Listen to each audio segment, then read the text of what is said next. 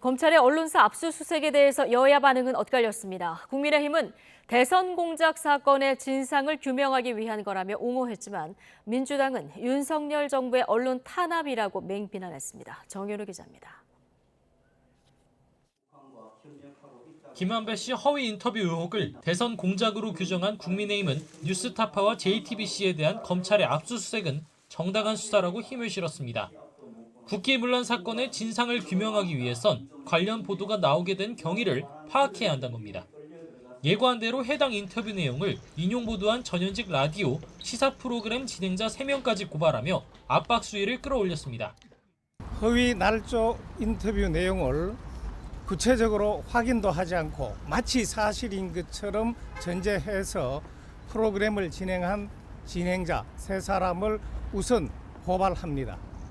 이번 사건의 배후에 민주당과 이재명 대표가 있는 것 아니냐는 의혹을 거듭 제기하며 당 차원의 진상조사에도 속도를 내고 있습니다. 사실 여부 이런 것들 확인하고 조율하고 이런 내용을 다뤘습니다. 너무나 큰 사이즈다. 그러니까 단순히 이것은 개인에 의한 작품이 아닐 것이다. 민주당은 반박했습니다. 여당이 주장하는 배후설을 일축하며 역사관과 오염수 문제 등으로 수세에 몰린 여권이 국면전환용 수사에 나선 거라고 날을 세웠습니다. 특히 검찰의 언론사 압수수색은 비판 언론을 옥죄려는 정권 차원의 탄압이라고 비판했습니다. 정권에 비판적이면 그곳이 어디든 상관없이 밀고 들어가겠다는 대언론 선전포고입니다. 정치검찰을 앞세워 언론에 대해 칼춤을.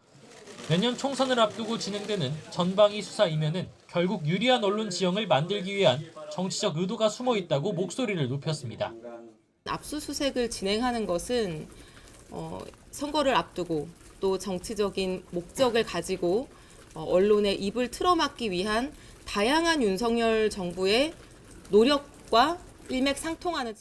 부산저축은행 부실 수사 의혹과 윤석열 대통령이 정말 무관한진 지난 4월 신속처리 안건으로 지정된 대장동 특검법을 통과시켜 따져보자며 역공도 폈습니다.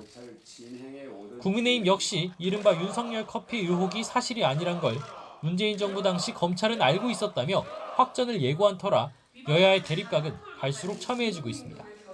YTN 정현우입니다.